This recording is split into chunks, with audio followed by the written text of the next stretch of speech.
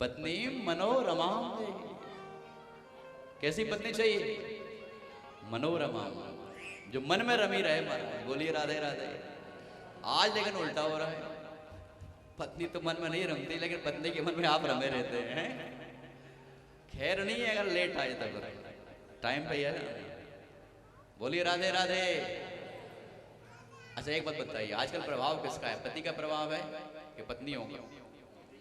पत्नियों का है ना, पति का ही है। अरे हम तो सुनते हैं पत्नियों का ज्यादा प्रभाव है। चलिए ठीक, जैसी हरी इच्छा। भैया अपनी तुपनी बात क्या, यहाँ राधा रानी की चलती है। कन्हैया तो कुछ करते धरते नहीं, पांव दबाते हैं महाराज। देखो दरो भाई कुंज कुटीर में बैठो पलोटत राधिका पायन। देखो दुर्यो भाई कुंज कुटीर में बैठो पलोटत राधिका पायन। पांव दबा रहे हैं राधिका रानी के। तो भैया हम ये तो नहीं कहेंगे आप पांव दबाओ आज से, लेकिन हम तो इतना कहेंगे चलती उनकी, आप भले हमसे कह दो, हम कैसे स्वीकार कर रहे हैं। इसलिए बोलिए राधे राधे। आइए कथा के क्रम में पुनः प्रवेश करते हैं। तो हम कहां की बात कर रहे थे? पत्नी मनोरमाम दई मनोवृत्तानुसारिणी तारिणी दुर्ग संसारो सागरस्य कुलोद्भवाम। हमारी कुल की कीर्ति इतनी दूर तक फैला है, कहां तक? जहां तक सागर का प्रभाव है, जहां तक सागर है। ऐसी हमको कुल को तारने वाली पत्नी चाहिए। मनोवृत्तानुसारिणी, मनोवृत्ति अनुसारिणी, अर्थात मन में हम कोई बात आए, हम उसे कहने के पहले वो समझ जाए कि पतिदेव क्या कहना चाहते हैं। बोलिए राधे राधे। मनोवृत्ति को समझ ले, ऐसी पत्नी कहना ना पड़े, वो उस काम को कर दे। घर में खूब प्रेम रहे, सुंदर वातावरण बने, घर को जो स्वर्ग बना दे। जो घर के हमारे पितर हैं उनको मुक्ति का मार्ग पकड़ा दे। ऐसी पत्नी की संकल्प करके महाराज देव वहां पर जो कर्दम ऋषि थे तपस्या में तपोलीन हो गए।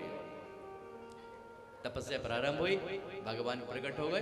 भगवान ने दर्शन दिया और भगवान ने कहा वरमरूही, वर मांगिए।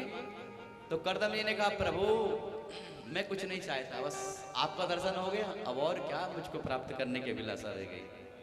भगवान मुस्कुराने लगे। भगवान ने कहा आपका तो कुछ और संकल्प था। तो कहा हाँ भगवान संकल्प तो था, लेकिन अब मैं कुछ नहीं चाहता।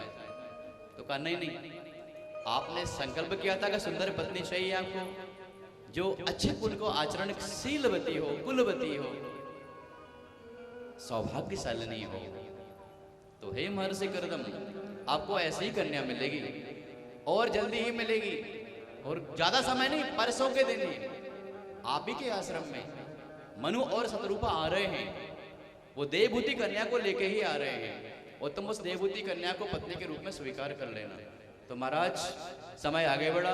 सुखदेव भगवान कहते हैं राजन परीक्षित देवभूति को लेकर के वहां पर आश्रम में पहुंचे थे महर्षि कर्दम के पास।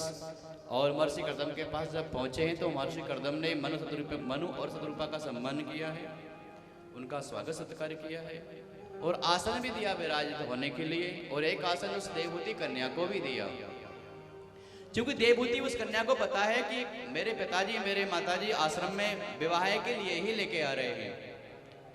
तो जो आसन कर्दम जी के द्वारा दिया गया था, उस आसन को उस कन्या ने स्वीकार तो कर लिया, लेकिन उस आसन पर बैठी नहीं। देखिए अब उस देवभूति ने कर्दम जी के द्वारा दी गई आसन स्वीकार तो कर ली, लेकिन उस आसन पर बैठी नहीं, आसन पास में रख ली, नीचे बैठ गई। तो कर्दम जी ने सोचा देखो तो कितनी बुद्धिमती है, इसकी बुद्धि कितनी सुंदर सुमति है, सुंदर मति को धारण करती है। इसको पता है कि विवाह के लिए लाया गया है यहाँ पर, तो इसने आज से मेरा सम्मान चालू कर दिया। मैंने आसन दी लेकिन इसने स्वीकार नहीं करी, पास में सम्मान का भी ध्यान रखा, उसको स्पर्श भी कर दिया।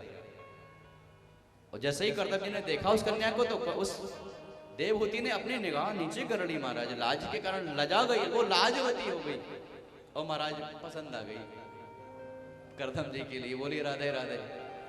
है कि नहीं? आज भी ऐसा ही होता है। अब आज थोड़ा सा अंतर चेंज हो गया है। क्या अंतर हो गया? अब लड़की वाले आते हैं, भैया बातचीत होगी, फिर वो घंटे 2 घंटे बैठेंगे, क्या करती हो, पढ़ती हो, लिखती हो, रोटी बनाना आता है, डांस करना आता है, गाना आता है, नाचना आता है, तमाम सारी बातें बातें बातें ढेरों ढेर प्रसिद्ध। और फिर पारी आती है लड़की की पूछने की, हाँ भैया हमको तो नाचना भी आता है, पढ़ना भी आता है, लिखना भी आता है, खाना भी आता है, बनाना भी आता है, परोसना भी आता है, तुझे क्या आता है? तुझे कुछ आता है क्या? बर्तन धोने आते हैं, कपड़े धोने आता है? ये आता है, चल भागे यहाँ से। ये आता है, वो आता है। तो नौकरानी ढूंढने आया है कि पत्नी ढूंढने आया है? हाँ, ऐसे डांट खा के आ जाते हैं। बोलिए राधे राधे।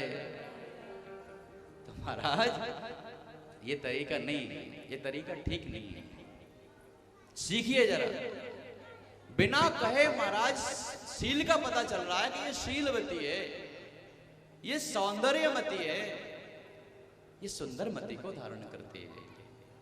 कहा कि भगवान इस कन्या को हम आपके विवाह योग्य, अगर आप लगता है कि आपके विवाह योग्य है तो पत्नी के रूप में, भार्या के रूप में स्वीकार करिए। इसके लिए इसको वामांग में स्थान ग्रहण कराइए। तो करदम जी तो पता ही था, भगवान से प्रसन्न वरदान ले लिया था। और भगवान ने तो ये तक कह दिया था कि तुम शादी तो करो, पाणी ग्रहण तो करो, अरे तुम्हारे घर में मैं स्वयं पुत्र के अवतार के रूप में अवतार ग्रहण करूंगा, पुत्र बन के आऊंगा। तो महाराज करदम जी तो प्रसन्न वैसे ही थे। कह रहे हैं सुखदेव भगवान, हे राजन परीक्षित, विवाह हो गया बढ़िया धूमधाम से और वेदोक्त रीति से विवाह किया, ब्रह्म विधि से विवाह किया गया। अब भगवान को धन्यवाद देने के लिए महर्षि करदम ने सोचा, इतनी सुंदर कन्या मिली है, इतनी लाजवती है, सौभाग्यवती है, सुंदरमती है, शीलवती है, मिली गई है इतनी अच्छी कन्या, तो भगवान को धन्यवाद दे दूं। तो भगवान को प्रणाम कर रहे थे महाराज, और प्रणाम भगवान को ऐसा करा, ऐसा ध्यान किया भगवान का कि ध्यान लगाया तो ध्यान अवस्थित हो गए महाराज। देखो अब भाई धन्यवाद भगवान को देना चाहिए ना, जब भगवान ने इतनी बढ़िया आपको काम बना दिया है तो हमको धन्यवाद देना चाहिए। तो भगवान को प्रणाम किया, ध्यान लगाया, तो महाराज ऐसा ध्यान लगा करदम जी का, राधे राधे। वो बेचारी ये नव यौवना से संपन्न जो कन्या थी देवहूति, जब ध्यान लगाया तो इतना ध्यान लगाया कि जो नव यौवन से पूर्ण थी, जब आंखें खुली तो वह नव यौवती वृद्धावस्था को प्राप्त हो गई महाराज। बाल सफेद हो गए, मुख पर झुर्रियां पड़ गई, हाथ पैर दबले पतले लकड़ी जैसे। और करदम जी पूछ रहे हैं, देवी आप कौन हो? तो वो कह रही है, देवहूति है महाराज, भूल गए? आप तो भूले हुए, क्यों नहीं भूलोगे? अरे आपका ध्यान आपने ऐसा लगाया कि आप ध्यान नहीं है कि आपकी विवाह हो गया है। अरे पाणी ग्रहण आपने किया था, आपने गृहस्थाश्रम को स्वीकार किया है और आपने ध्यान लगाया और आप भूल गए। तो देवी मुझे ध्यान नहीं रखा, अब कितना ध्यान लग गया। तो भगवान का स्मरण जब तक चलता रहे, भगवान आकर के बैठ गए मति में, तो मुझे ध्यान नहीं रहा, अब क्या करें? तो अब महाराज हम सदगृहस्थ हैं, आप तो जानते ही हो, अब आपको क्या कहूँ। तो महर्षि ने कहा बात तो सही, एक काम करिए, हे देवी ये पास में एक बिंदु सरोवर है, इसमें स्नान करके आइए। तो महाराज वो वृद्धावस्था का जो प्राप्त हो गई थी देवहूति, बिंदु सरोवर में स्नान करने जैसे ही गई तो महाराज वहां पर 1000 कन्याओं ने उनका श्रृंगार किया जल में। और जब डुबकी लगाने जब कूदी थी महाराज, तब तो वृद्धावस्था को प्राप्त थी बढ़िया। और जब जल से बाहर निकली डुबकी लगा करके महाराज, तो पायल छम छम करते हुए बढ़िया नव यौवना 16 वर्षीय कन्या के रूप में महाराज उस बिंदु सरोवर से जब बाहर आती हैं, और पायल की झनक उनके मन को मोहित कर रही है करदम जी की। और जैसे ही करदम ने देखा कि ये पायल की झनक कहाँ से सुनाई पड़ रही है, तो देखा तो महाराज भाई लाश से लजाती हुई, छम छम पायल छमकाती हुई, कमर लचकाती हुई, तिरुचि चितवन से अपने स्वामी के अपने नेत्रों को आकृष्ट करती हुई जब आश्रम में पधारी, तो महाराज महर्षि करदम का मन आकृष्ट हो गया और संसार के खूब सुख भोगे उन्होंने। और कामद विमान प्रकट किया, कामद जिसमें कामना करो तो विमान वही चीज वही साधन प्रकट कर देता था। खूब सुख भोगा महाराज, और खूब सुख भोगने के बाद में मन तृप्त हो गया। महर्षि ने कहा अब हम चले, तो कहा कहाँ चले? अब हम जंगल में चले, हमने आपके पिता को वचन दिया था। तो कहा आपने वचन तो दिया था, लेकिन ये भी तो कहा था जब संतान हो जाएंगे तब जाएंगे। तो महाराज अभी तो हमारे घर में कोई संतान ही नहीं हुई। तो संतानों की बात कही तो महाराज समय आगे बढ़ा और 10 कन्याओं का जन्म हुआ। 10 कन्याओं का जन्म हुआ। अब महर्षि ने कहा अब हम चले, तो देवहूति ने कहा महाराज ये कन्याएं हैं, इनको ठिकाने कौन लगाएगा? अरे इनको पाणी ग्रहण कौन कराएगा? इनके पिता का तो कर्तव्य है बेटी का अच्छा घर बार ढूंढना। तो जब आप जंगल में चले जाएंगे घर बार ढूंढने के लिए मैं जाऊंगी क्या? इसलिए इनका पहले विवाह कर जाओ, पाणी ग्रहण कर जाओ, फिर आपको जहां जाना है वहां चले जाओ। बोलिए राधे राधे। पहले इनका ब्याह करो, ठिकाने लगाओ इनको। तुम्हारे से कह रहे हैं, ठीक है। अब किन को देखें भैया सुंदर घर बार कहाँ मिलेंगे? तो ध्यान आया कि मरीचि, अत्रि, अंगरा, पुलस्त, पुलह, कृतु, भृगु, वशिष्ठ, दक्ष, ये बढ़िया ऋषि 10 ही है। इनका विवाह कर दिया जाए महाराज कन्याओं। तो 9 कन्याओं का विवाह उनके साथ में कर दिया। उन 9 कन्याओं का, जो 9 कन्याएं हुई थी, उनका विवाह इन ऋषियों के साथ में कर दिया। अब कहा कि देवी अब हम चले। तो फिर कहने लगी वो देवभूति की, महाराज ऐसे कैसे चले? अरे घर में कन्याएं थी, उनका विवाह करके आपने बाहर भेजा दिया ससुराल। अब मैं बुढ़ावस्था में अकेली घर में बची हूँ, मेरी सेवा संभाल कौन करेगा? आप तो कह रहे चले, ऐसे कैसे चले? तो फिर स्मरण आया कि मुझे भगवान ने वचन दिया था कि मैं तुम्हारे घर में पुत्र के रूप में अवतार ग्रहण करूंगा। समय आगे बढ़ा और भगवान पुत्र के रूप में अवतरित हुए, कपिल देव के रूप में। बोले कपिल देव भगवान की, बोलिए राधे राधे। और कपिल देव जी महाराज कब छोटे से जन्मे और धीरे धीरे बड़े हो गए, पता ही नहीं चला, पता ही नहीं चला बड़े हो गए महाराज। अब कपिल देव जी ने अपने पुत्र की परिक्रमा करके, नमस्कार स्तवन करके तो जंगल में जाने का रास्ता पकड़ लिया और देवभूति से कहा कि ये पुत्र नहीं श्री हरि हैं, जो तुमको पूछना है पूछो, जैसा रहना है वैसा रहो। और मैं चला। बोली राधे राधे। चल पड़े महाराज। अब तो महाराज बड़ी सुंदर बात, वो सुंदर बात महाराज ये है, देवहूति आज पुत्र को प्रणाम कर रही है। देखिए अब देवहूति अपने पुत्र को प्रणाम कर रही है। प्रणाम करने को जब हाथों चरणों को और हाथ बढ़ाया तो तुरंत भगवान ने हाथ पकड़ लिए और कहा, माँ आप तो मेरी माँ हैं। तो देवहूति कहने लगी, मैं जानती हूँ कि आप मेरे पुत्र हैं, लेकिन और भी कुछ हैं, आप श्री हरि हैं। इसलिए हे नाथ अब मुझ पर कृपा करिए, मुझे कुछ ऐसा उपदेश करिए कि आपके जो पिताजी हैं ना, इन्होंने मुझे संसार के सारे सुखों को खूब भोगा मैंने भोग, इंद्रियों से मैंने सारे सुखों को भोग लिया, लेकिन ये फिर भी इंद्रियां तृप्त नहीं होती, इंद्रियों में तृप्ति अभी भी नहीं। आप अग्नि में जितना घी डालेंगे ना महाराज, उतनी आग बढ़ती चली जाएगी, शांत नहीं होती। भोग के साधन कभी खत्म नहीं होते। आप सोचेंगे हमारा भवन बन गया बढ़िया, अब हमें कुछ नहीं चाहिए, लेकिन नहीं, जिस दिन भवन बनेगा ना उसी दिन मन में भाव जागृत होगा, इसमें अच्छा फर्नीचर भी होना चाहिए।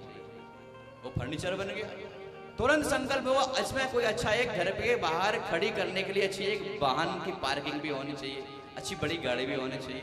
गाड़ी आ गई, गाड़ी आई, फिर संकल्प, अरे यार ये तो नहीं, पड़ोसी की बड़ी लंबी कार है, बड़ी महंगी वाली कार है, इससे भी महंगी कार होनी चाहिए। भगवत कृपा हुई, उससे महंगी कार आ गई, कार आई, फिर संकल्प आया, एक भवन तो ठीक है, एक भवन और होना चाहिए, कहीं फार्म हाउस होना चाहिए, नौकर जागर होना चाहिए, लंबा चौड़ा व्यवसाय होना चाहिए। है वह सही कि नहीं है बताइए? एक कामना पूरी होती है, दूसरा जन्म ले लेती है। वासनाएं कभी पूरी नहीं होती महाराज, होती नहीं है पूरी। ये भूख वासनाओं की कभी शांत होती ही नहीं है।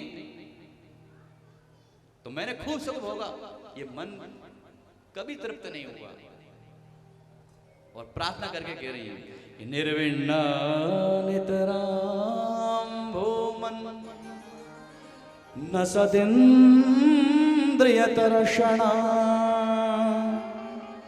येन संभाव्यमानेन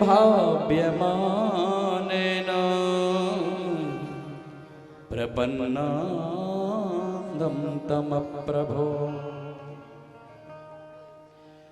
तं त्वागताहं शरणं शरण्यं तं त्वागताहं शरणं शरण्यं सौव्रेत्य संसारतरो कुठारं सौव्रेत्य संसारतरो कुठारं जिज्ञासयाहं प्रकृतेः पुरुषस्य जिज्ञासयाहं प्रकृतेः पुरुषस्य नमामि सद्धर्मविदां वरिष्ठं नमामि सद्धर्मविदां वरिष्ठं। निर्विण्णा नितरां भूमन, हे भूमन निर्विण्णा। ये मन कभी तृप्त नहीं हुआ, ये वृत्ति कभी नहीं सुधरी। न सद इंद्रिय दर्शनात्, इंद्रियों का आकर्षण कभी पूरा नहीं होता। ये मन कहता है कभी यहां चलो, कभी वहां चलो, कभी ये करो, कभी वो करो, कभी ये करो। क्या करें इस मन के लिए? ये न संभाव्य मामे, कोई संभावना ही नहीं। प्रपन्नानंदम तम अपरो, हे भगवान मेरे एक अज्ञान अंधकार को आप अपनी वाणी रूपी ज्ञान से, आप विवेक रूपी ज्ञान से, अपनी वाणी से मेरे अज्ञान तिम्र को शांत करिए, दूर करिए। और कह रही है तम त्वागताहं शरणं शरण्यं,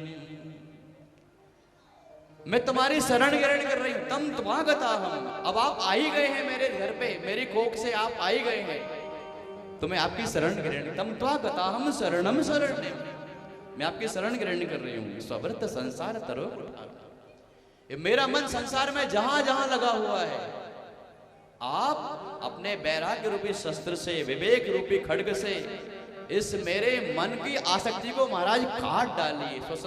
स्वव्रत संसार तरो कुठारम, कुल्हाड़ी से क्या करिए? इस मेरे माया की रस्सी को काट डालिए। जिज्ञासाया, मेरे मन में जिज्ञासा है। प्रकृते पुरुषस्य, हे प्रकृति पुरुष आप ही तो हैं, वो जिज्ञासा का समाधान आप ही कर सकते हैं। नमामि सद्धर्मविदां वरिष्ठं, कोई मुझे धर्म की बात बताइए, कोई राह बताइए। तो महाराज बहुत अच्छी उपदेश दिए हैं। महर्षि कर्दम के घर में जो भगवान कपिल देव के रूप में पधारे हैं, तो देवहूतियों के लिए महाराज बहुत सारे उपदेश दिए हैं। और उन उपदेशों में सांख्य योग की बात बताई, सांख्य शास्त्र का उपदेश दिया है। यम नियम आसन प्राणायाम प्रत्याहार धारणा ध्यान समाधि, ये सारे सबका विस्तार से वर्णन करके समझाया। तो कहा ये तो जटिल वस्तुएं हैं, ये सांख्य शास्त्र का ज्ञान हर किसी को धारण करने में सामर्थ्य नहीं। और मन कहां पवित्र हो सकता है? संतों की शरण। संत कैसे होते हैं? तो संतों की परिभाषा तितिक्षवः कारुणिकः सुहृदः सर्वदेहिनां अजातशत्रवः शान्ताः साधवः साधुभूषणाः। तितिक्षवः, जो तितिक्षु अर्थात सहनशील हो। कारुणिका, जिनके हृदय में करुणता हो। सुहृदः, जिनका सुंदर हृदय हो, संसार मात्र के लिए जिनका जीवन हो, अपने लिए नहीं, संसार के लिए। सर्वदेहिनां, सभी देहधारियों में, सब देहधारियों के दुख को अपना दुख मान लेते हैं, ऐसे संत हैं। अजात शत्रवः, जिनका कोई शत्रु नहीं हो, जिनका कोई पराया होता ही नहीं, सब अपने अपने होते हैं। किनके? संतों के। सब अपने होते हैं और हम लोगों के सब पराये होते हैं, अपना कोई होता ही नहीं है। यही अंतर है महाराज संतों में और हम लोगों में। संतों का कोई पराया नहीं, सब अपने ही अपने हैं। और हम लोगों के कोई अपने नहीं है। हाँ, कोई अपना घर है तो हमारा बेटा, हमारी बहू, हमारा ये, हमारा घर, हमारा मकान, बस, और दूसरा कोई नहीं। बोलिए राधे राधे। इतना ही नहीं, अगर हमारे घर का बेटा पढ़ लिख करके नौकरी में चला भी गया है, उतनी अच्छी कंपनी नहीं मिली जितनी पड़ोसन की लड़के को मिली है, तो महाराज रोज देख देख के कहती है, जैसे विंडो में से देखेगी, राम राम राम, इसका बेटा पता नहीं क्या कर क्या, तो वहां अमेरिका में जाके बैठा है। अब देखिए भाई, उसका बेटा कहीं जाके पढ़ा, तुम्हारे घर से बहुत दूर है, लेकिन अगर आप कहीं विंडो में से बहुत दिखी भी गई, इसका बेटा तो अमेरिका में पढ़ रहा है। इतनी जलन है, मात्सर्य है हमारा। इसलिए बड़ी सुंदर बात किसी ने कही है कि हम अपने दुखों से दुख कम रहते हैं, अपने दुखों से दुखी कम है, दूसरों के सुखों से ज्यादा दुखी हैं, है कि नहीं? तो महाराज सर्वे भवन्तु सुखिनः। संतों को सीखिए कुछ। तो संत कैसे परीक्षा, बताइए महाराज परिभाषा। मानस में गोस्वामी जी के शब्दों का सहारा लेते हैं। बिछोर तो एक प्राण हर ले, बिछोर तो एक प्राण हर ले, मिलत एक दुख दारुण दे, मिलत एक, बिछुरत एक प्राण हर ले, बिछुरत एक प्राण हर ले, मिलत एक दारुण दुख दे। किशोरा सुधा सम साधु साधु, सुरा सुधा सम साधु साधु, जनक एक जग जलधि अगाधु, जनक एक जग जलधि अगाधु। दोनों का पिता एक ही है संसार में, सागर समुद्र, सुरा सुधा सम साधु असाधु। संत में और अन्य लोगों में क्या अंतर है? तो महाराज संत है अमृत के समान। सुरा सुधा सम, सुधा अर्थात अमृत, और सुरा अर्थात, सुरा तो आप जानते ही मदिरा। तो जो असाधु है, जो कुटिल है, वो मदिरा के जैसे है। और जो संत वृत्ति को धारण करते हैं वो अमृत जैसे। महाराज बिछुरत एक प्राण हर ले, मृत एक दारुण दुख दे। महाराज जिसको अगर घर में आ जाए, उनके पदार्पण हो जाए, उनके चरण घर में रख जाए, तो घर में महाराज शांति आ जाती है, घर में रिद्धि सिद्धि आ जाती है, घर में एक आकर्षण, एक सौंदर्य बढ़ जाता है। और अगर घर में कोई ऐसा कोई कुमति वाला आ जाए, कोई असाधु आ जाए, तो क्या लगेगा? ये कब घर से भाग जाए, कब घर से बाहर चला जाए। बोलिए राधे राधे। और घर से बाहर वो जाते भी तो नहीं, घर को कितने ही भगाओ तो, लेकिन नहीं जाते। बड़ी अच्छी बात है, आज रामानंद कॉलोनी से श्रीमद् भागवत समिति की हमारी सभी महिला मंडल पधारी हैं, और आप सबका इस कथा मंडप में खूब खूब स्वागत है, वंदन है, अभिनंदन है। बोलिए राधे राधे।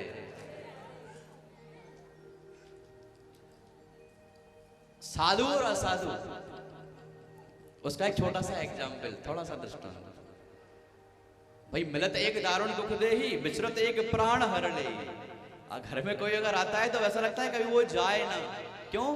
उसमें इतना अच्छा संतत्व है, उसका सद्व्यवहार है, उसकी वाणी से, उसके व्यवहार से हम इतने आकृष्ट हो गए कि मन कर रहा है वो ना जाए, यहीं रुके। लेकिन एक असाधु घर में आ जाए तो आप कहेंगे ये कब जाए और हम कब अपना काम करें। बोलिए राधे राधे। ऐसा ही कुछ हुआ था। घर में महाराज आ गए सेठ जी के। अब सेठ जी को लगे कब यहां से भागे, कब अपना काम करें। तो क्या हुआ, सेठ जी ने देखा कि अब दोपहर की बेला हो गई, दोपहर की बेला से सांझ की बेला हो गई, और ऐसा ना हो कि ये रात भी विश्राम करें। दोपहर का भोजन को करवा ही दिया है, दोपहर का भोजन, कि रात्रि का भोजन को और ना कराना पड़े। तो अब सांझ के ऐसे ही 4-5 बजे तो सेठ जी ने जाकर के सेठानी से कहा कि देख ये तो पता है कि जाने के तो ये बोल ही नहीं रहे, दोपहर का भोजन हमने करा ही दिया है, इतने अच्छे तो जो है नहीं कि इनको शाम का भोजन भी कराया जाए, इनको रात में सेवा करी जाए, इनकी सेवा शुश्रूषा करी जाए। फिर रात रुकेंगे तो कल दोपहर में ही जाएंगे, वो दोपहर में क्या कल शाम को ही जाएंगे। फिर इसलिए एक काम करो, इनको भगाने का प्रयास करो। तो वो कहने लगे सेठानी क्या करें, कैसे भगाएं इनके लिए। तो एक काम करना, तुम मुझसे पूछना शाम को भोजन में क्या करोगे, तो मैं गुस्सा में आकर दिखा के कह दूंगा कि हम करते ही रहेंगे भोजन, अभी भी तो किया था, बस थोड़े से हम लड़ने झगड़ लेंगे, थोड़ा सा रो लेना झूठा झूठा, हम लड़ झगड़ लेंगे तो उन्हें लगेगा कि लड़ झगड़ रहे हैं हमारे कर, तो भाग जाएंगे। वह ठीक है महाराज, दोपहर का भोजन करा ही दिया था। शाम को 4 बजे, वो 5 बजे गए महाराज, 6 बजे गए। सेठानी ने पूछा सेठ जी भोजन क्या करेंगे, भोजन में क्या बनाऊं। अब स्वाभाविक घर की माताएं पूछती है कि भैया आज शाम को क्या बनाना है। तो वो चिल्ला के बड़े सेठ जी क्या बनाना है, अभी तो क्या था 2 घंटे पहले, खाते ही रहेंगे, कोई राक्षस थोड़ी है हम लोग खाते ही रहेंगे। अभी 2 घंटे हुए, कहीं घूमे फिरे भी नहीं, कहीं आएगा भी नहीं है, कहीं आएगा ही बच गया होता, घर में ही बैठे कुछ नहीं खाएंगे। उनसे तो पूछ लो जो मेहमान आए हैं, अरे उनसे क्या पूछना, हमारा नहीं पचा अभी तक, उनका क्या पचा होगा। पूछ ले रहे हैं कि आप कुछ भोजन करेंगे क्या। अब भैया सामने वाला संकोच के मारे अब क्यों कहेगा कहाँ करेंगे। अगर वो करे तो उनसे पूछ लो। अब तो महाराज उनसे पूछने की बात छोड़ो, छोटी सी कुछ बात कही होगी, सेठ जी ने और अच्छा आपको जवाब दे दिया। वो छोटी छोटी बातों और महाराज लड़ने झगड़ने लगे सेठानी और सेठ जी। वो इतनी बात बढ़ गई कि सेठानी महाराज जोर जोर से रोने लगी। और उनको जो मेहमान जो आए थे उन्हें लगा कि अब यहाँ चलना चाहिए। भोजन की तो बात छोड़ो, लड़ने झगड़ने लगे, वो रोने लगी, ये चिल्लाने लगी। अब यहाँ बैठना ठीक नहीं है, अब यहाँ बैठना ठीक नहीं, क्या करें, चले अब। तो महाराज लड़े झगड़ते देखकर घर से बाहर निकले, और बाहर निकल के द्वार के बाहर गए ही थे, सेठ जी ने अब रो रही थी जोर जोर। सेठा ने कहा है क्यों रो रही है, तुझे पता है मैं झूठी झूठी रह रहा था ना, झूठी झूठी कही थी मैंने तुझसे, तुझको डांटा थोड़ी था मैंने तो केवल झूठे झूठे तुझको मैंने डांटा था तेरे लिए, तुझको मैं क्यों डांटूंगा, तू तो मेरी परम प्रिया है। तो सेठा ने कहा मैं भी कहाँ रो रही थी, मैं तो झूठी झूठी तो रो रही थी, मैं कहाँ रो रही थी। इतने महाराज जो गए थे बाहर गेट के, वो अंदर आए, वो कहते हैं भैया हम भी झूठे झूठे गए थे, हम सच्ची सच थोड़ी ना गए थे, हम भी झूठे झूठे गए थे। बोलिए राधे राधे।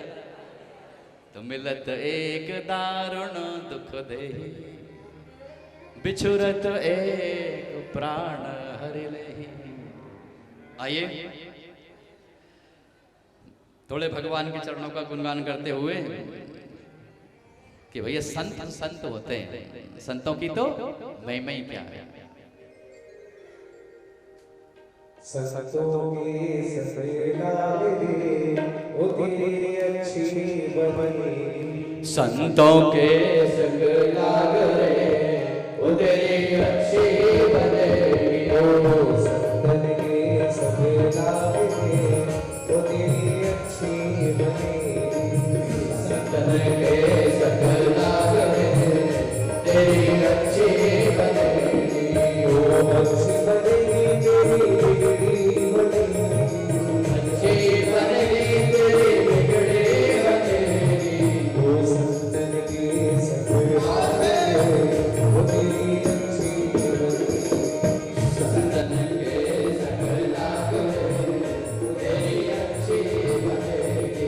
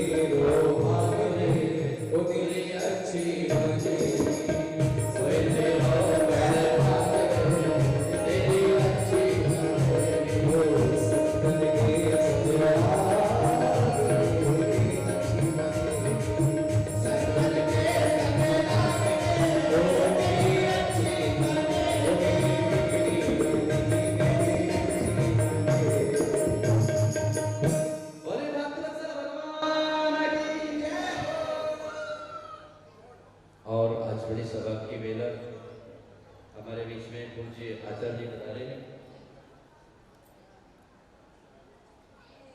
और आपसे निवेदन, कृपया आप राजा स्थान ग्रहण करें। तो सुखदेव भगवान राजा परीक्षित के लिए अष्टांग योग की बात बता रहे थे और संतों की बात वहां पर कपिल देव जी के द्वारा कही गई, विविध उपदेश दिए गए और मां का मन तृप्त हुआ। सुखदेव भगवान कहते हैं राजन परीक्षित, आगे चल के आपने जो देवहूति के बाद में जो तीसरी कन्या है जिनका नाम प्रसूति है, जिनका विवाह दक्ष प्रजापति के साथ में किया गया था और उनके घर में भी 16 कन्याओं का जन्म हुआ था और उन 16 कन्याओं का जो पाणी ग्रहण हुआ है, मैं उनकी बात आपको श्रवण कर रहा था। जो पहली जो 13 कन्याएं हैं, उन कन्या का विवाह धर्म के साथ में किया गया। एक कन्या यज्ञ भगवान को दी गई, स्वाहा नाम की, स्वधा नाम की कन्या पितृदेव के लिए पाणी ग्रहण कराया गया और सती नाम की जो कन्या है वह दक्ष प्रजापति के साथ में, दक्ष प्रजापति ने उस छोटी जो कन्या है सती, उनका विवाह भूत भवन महादेव के साथ में कराया। लेकिन उन सती के यहाँ कोई संतान नहीं हुई। तो भगवान सब जगह संतान खूब बड़ी, सब जगह आपने संतानों का वर्णन खूब श्रवण कराया, लेकिन सती महारानी के यहाँ संतान नहीं हुई, ये कौन सी बात है?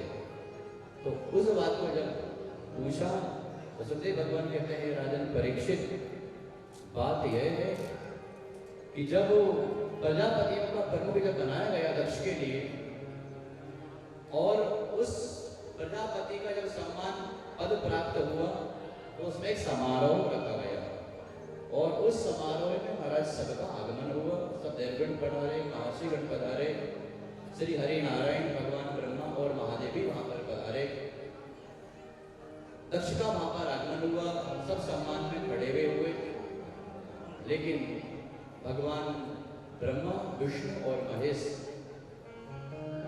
दक्ष के सम्मान में तीनों खड़े नहीं हुए।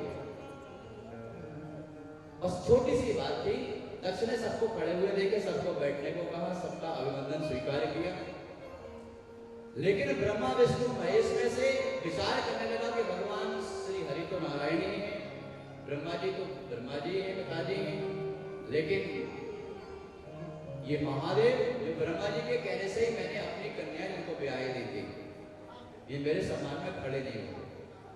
अब देखिए, अब छोटी सी बात, लड़ाई झगड़े जो होते हैं ना घर में, वो छोटी छोटी बातों पर होते हैं। केवल भगवान महादेव दक्ष के सम्मान में खड़े नहीं हुए थे सभा में, इसलिए दक्ष को महाराज इतनी बुरी लगी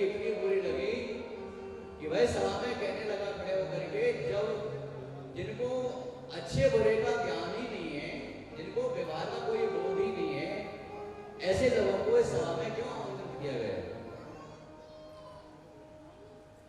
ये जो मरकट लोचन है महादेव, जो मसान में श्मशान में रहते हैं, जो श्मशान वासी है, जो मरकट में रहता है, जो भूत प्रेतों के बीच में रहता है, उनका अधिष्ठात्री देव है, उनकी बुद्धि भी वैसी है। लेकिन मैंने इसलिए मृग सामक्ष्य अपनी मृग लोचनी कन्या सती का विवाह इसके साथ में कर दिया ब्रह्मा जी के कहने से। बोलिए राधे राधे।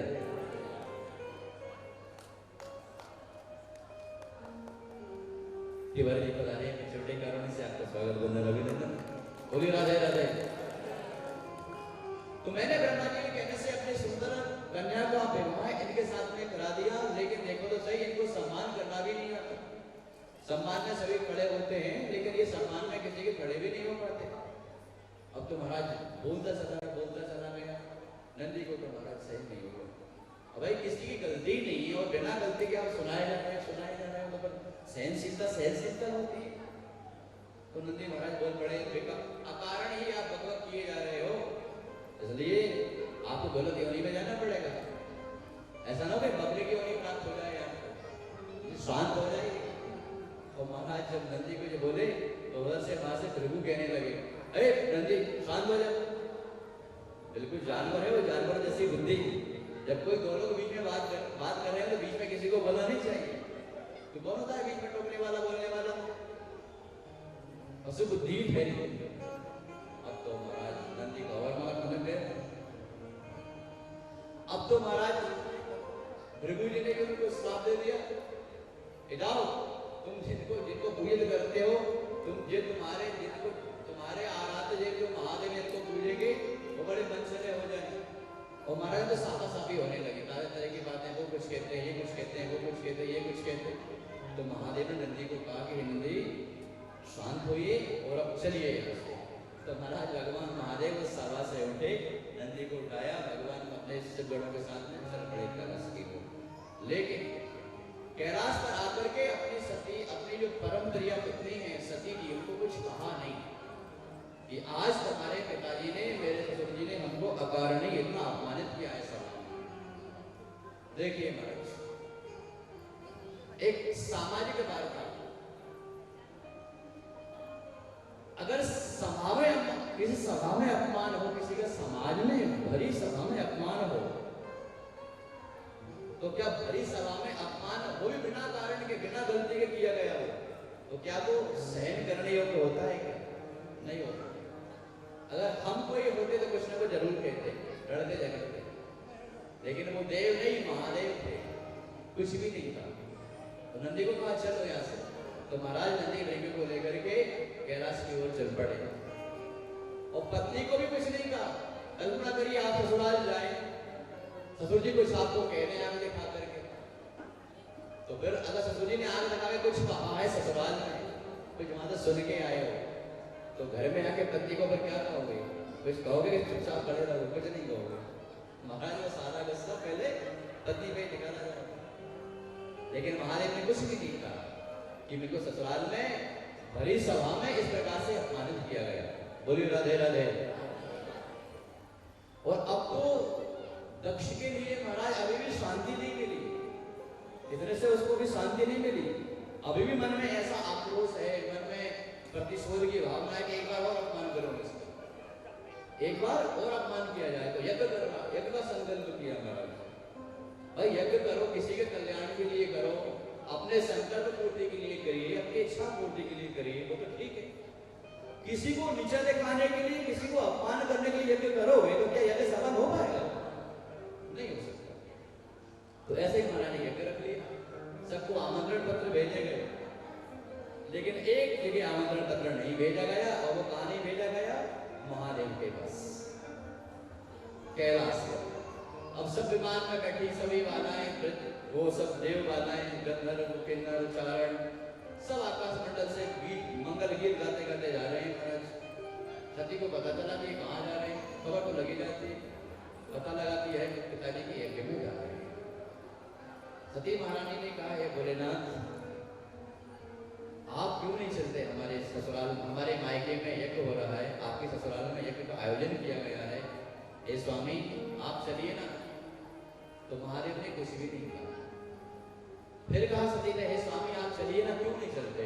कहा कि हमारे घर आमंत्रण ही नहीं है, तो हम भला कैसे चले जाए? भाई सब जगह जब खबर दी गई, सब जगह जब पत्र भेजाए गए, तो हमारे यहाँ पत्र आना चाहिए था ना। तो हमारे कोई आमंत्रण पत्र नहीं आया था, तो हम क्यों जाए? तो सती महारानी का हो सकता है पिताजी ज्यादा व्यस्त रहे होंगे, अब कोई बड़ा कार्य करते हैं घर में तो सौवे की व्यवस्था हो जाती है, और भूल भी जाते हैं किसी किसी का नाम। और महाराज नजदीक वाले कोई पहले भूलते हैं, दूर वालों को तो कान भेजा दिए जाते हैं। कोई रहता है तो अपना आसपास ही रह जाता है कोई। बोलिए राधे राधे।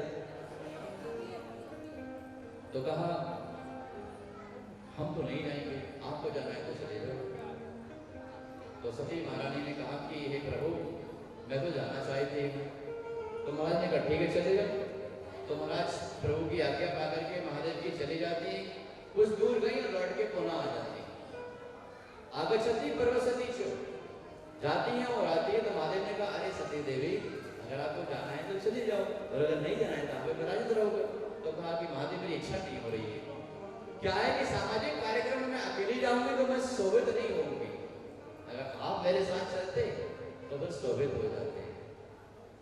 तो महाराज महादेव ने कहा विद्या तपो वित्त वपुर वयाकुलई सता गुणई षडवी रसत्त वेतरई। ये गुण जिसमें हो, विद्या तपो विद्य बपुर वया कुलई सताम गुणई। अगर विद्या है, तप है, धीरता है, गंभीरता है, अच्छा कुल है, बहुत सारा धन है, तो ये सद पुरुषों में तो महाराज सुंदर गुण है। लेकिन असद पुरुषों में क्या होगा? ये दुर्गुण हो जाते हैं। जो असद पुरुष हैं, जो अभिमानी लोग हैं, उनमें ये दुर्गुण हो जाते हैं। अगर धन आ गया तो अभिमानी बन जाते हैं, विद्या आ गई तो फिर वो विद्वान की बजाय घमंडी बन जाएंगे। अगर शक्ति बाहों में बाहुबल बढ़ गया तो फिर वो अकारण ही छोटे छोटे उनको आघात पहुंचाएंगे। विद्या विवादाय धनम मदाय शक्ति परेशान परिपीडनाय हरस्य साधो विपरीत मेतत् ज्ञानाय दानाय च रक्षणाय। यही लक्षण है सत्पुरुषों और असत्पुरुषों में। इसलिए हे देवी, मैं तो चाहता हूँ कि आप वहां पर ना जाएं, लेकिन फिर भी आपकी इच्छा है तो आप चले जाओ, मैं गणों को भेज देता हूँ। नंदी आदि गण को भेज दे के जाओ, उनको ले जाओ कहेंगे। तो महाराज गई और जहां पर पहुंची उस यज्ञ में, तो महाराज जब यज्ञ में पहुंची तो पता लगा कि सबके बाकायदा स्थान बनाए गए, सबको स्थान सुरक्षित है, लेकिन महादेव का कोई स्थान वहां पर सुरक्षित नहीं दिखाई दिया। और तो और औरों की तो बात छोड़ो, सभी बहनों ने भी महाराज गंगवाण कराने लगी, व्यंग मारने लगी। कोई प्रेम से बोल तक नहीं रहा है, केवल एक बोली, वो भी कौन? माता। मानस की चौपाई का सहारा लें कि सादर भले मिली एक माता, सादर भले मिली एक माता, भगनी मिली बहुत मुस्काता, भगनी मिली बहुत मुस्काता, सादर भले मिले एक माता। दक्षिण कछु पूछी कुशलाता, दक्षिण कछु पूछी कुशलाता, सतही बिलो गुजरे सब गाता, सतही बिलो गुजरे सब गाता। केवल माता प्रेम से मिली है महाराज। और जैसे ही माँ ने देखा कि मेरी पुत्री सती आ गई है, महाराज हृदय से लगा दिया, और हृदय से लगा दिया महाराज, प्रेम के असुरों से उसको अभिषिक्त कर दिया। पूछने लगी, बेटी तू आ गई, बहुत ही अच्छा, तेरे आने से मुझे बड़ा सुख मिला, बड़ा सुख मिला। तू आई, सच पूछिए मेरे घर में तो बाहर आ गई। महाराज मीठे मीठे वचनों से मन को बहुत शांत करना चाहा माता ने, लेकिन सती के मन का आवेश, मन का क्रोध शांत नहीं हो रहा है। क्यों? क्योंकि बहनें तो व्यंगा मार रही है, पिताजी तो कुछ पूछ ही नहीं रहे। दक्षिणा का जो पूछी कुशल आता, दक्षिणा कोई कुशल क्षेम नहीं पूछी, बेटी तू आ गई, कैसी है कैसी नहीं है, तेरे स्वामी आए नहीं आए, क्या बात है, कुछ नहीं पूछी, बल्कि सतह विलोक जरे सब गाता। सती को देख करके सबके शरीर जलने लगे। तो इस ईर्ष्या से सती का मन भी क्रोधित हो गया, लेकिन मां प्रेम से बोली, मां ने हृदय से लगा लिया। तो चलिए पूछिए महाराज, मां से ही तो मायका होता है, मां से ही मायका कहा जाता है। वो मां, वो कन्या जब विवाहित होकर के ससुराल जाती है, भले वो 4 बच्चों की माता बन गई, वृद्धावस्था को प्राप्त हो गई, लेकिन जब उसको घर से बुलावा आता है मैया के यहाँ से, तो जब वो माता के पास में वृद्धावस्था को हो गई, बच्चों वाली हो गई, फिर भी वो माता के सामने छोटी कन्या रहती है। वो माँ तो माँ ही रहती है। क्यों? माँ के हृदय में ममता होती है।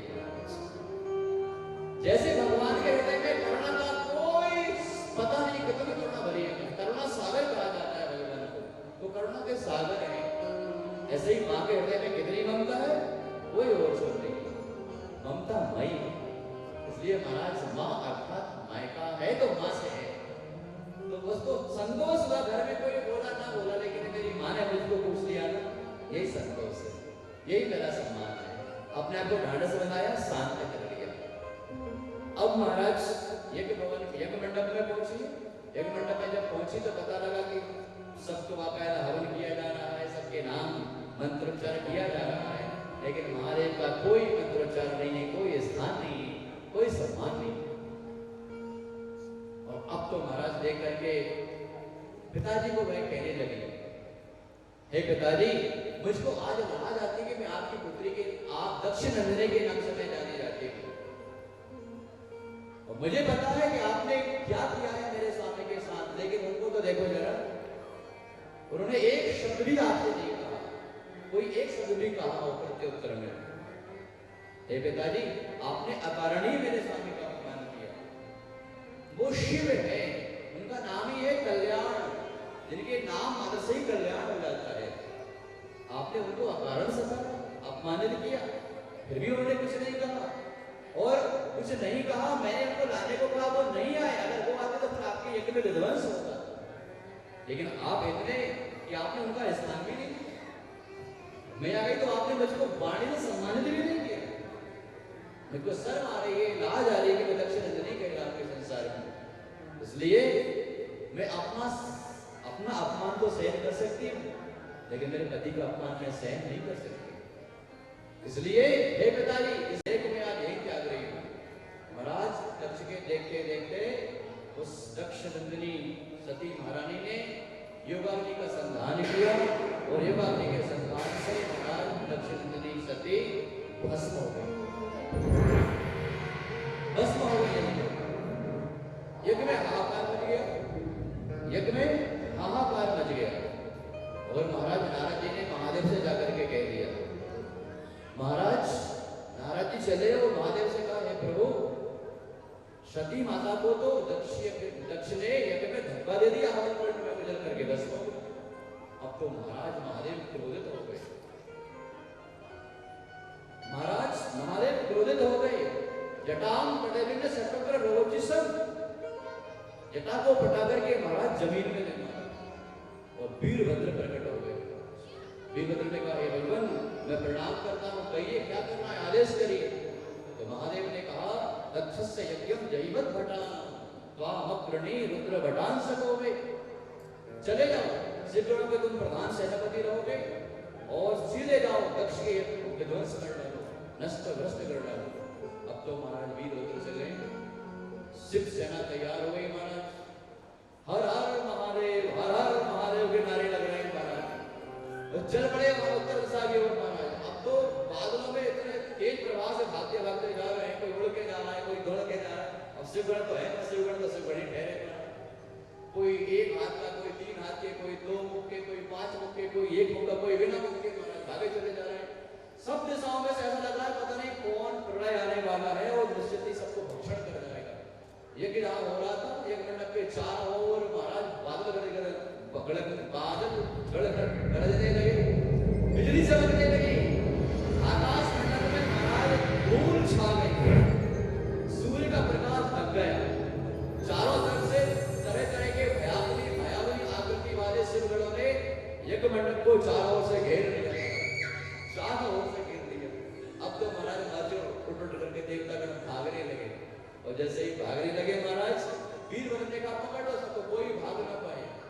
ये कहाँ आए थे सब लोग, यज्ञ में आए थे, भाग लेने आए थे। तो पहले बिना भाग लिए यज्ञ से भागेंगे नहीं, पहले उनको भाग मिलना चाहिए, फिर ये भागे। बोले राधे राधे, सबको पकड़ लिया।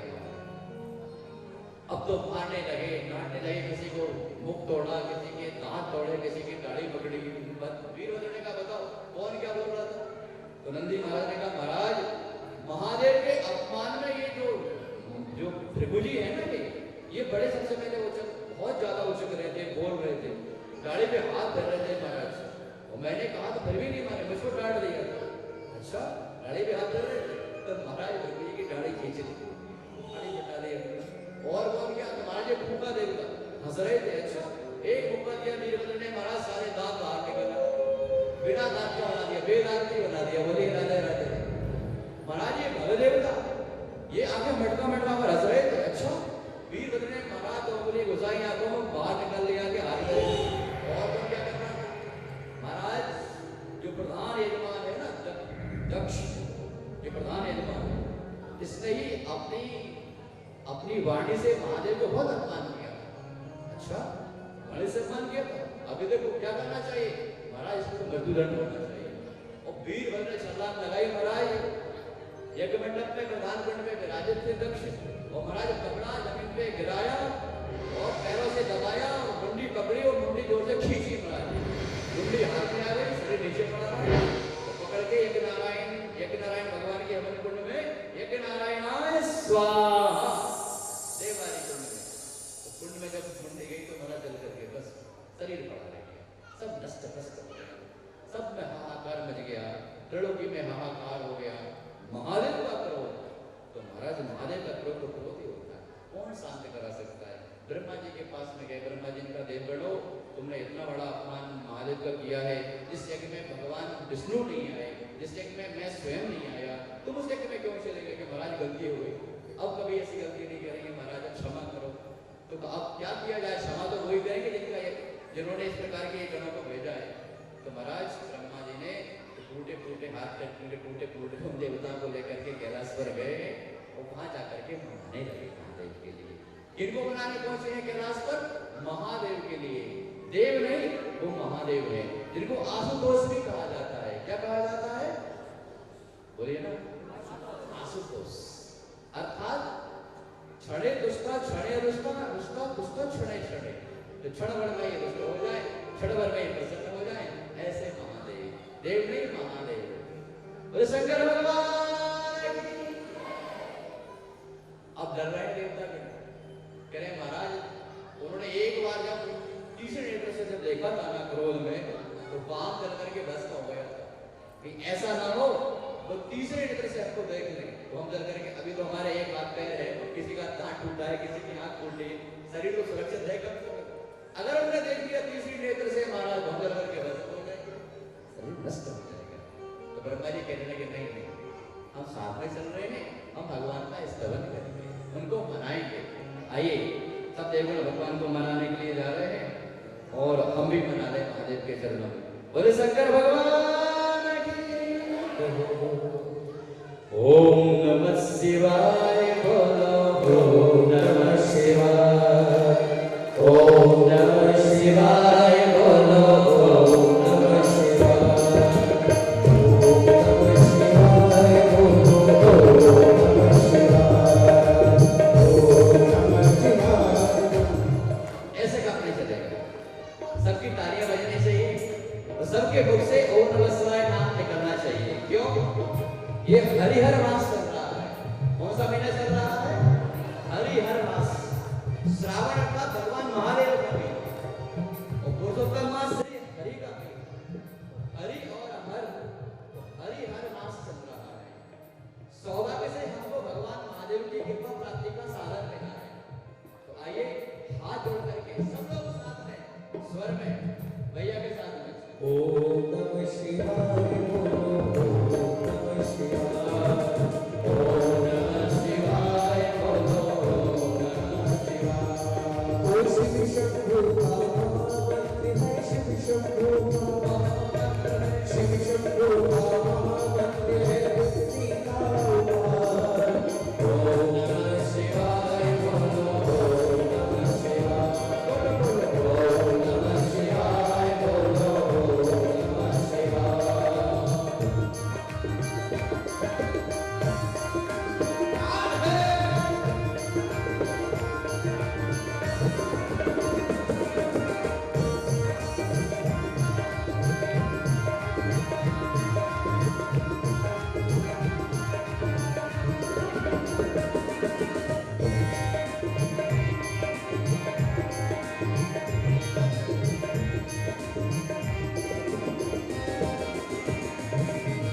सब जगतों में जीवन नैया शिव की महिमा गाओ, ओ शिव की महिमा गाओ, शिव की महिमा गाओ, सारे जग में है ये कि भैया शिव की शरण में आओ। ओ शिव की शरण में आओ, शिव की शरण में आओ। संकट आए कष्ट आए, संकट आए कष्ट आए, जब जब दिन घबराए, ओम नमः शिवाय बोलो, ओम नमः शिवाय, ओम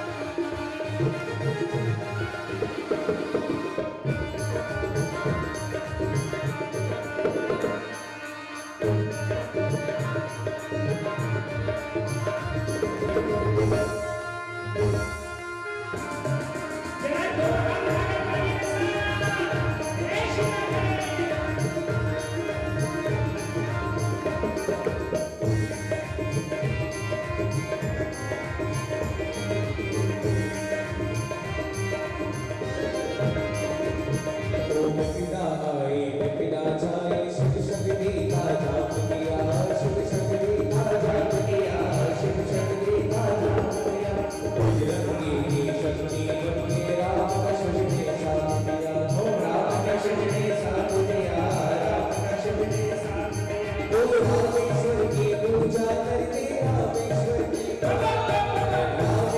की पूजा करके राम यही परमार ओम नमः शिवाय बोलो ओम नमः शिवाय ओम नमः शिवाय बोलो ओम नमः शिवाय हरे ओम नमः शिवाय बोलो ओम नमः शिवाय हरे ओम नमः शिवाय बोलो ओम नमः शिवाय हरे ओम नमः शिवाय बोलो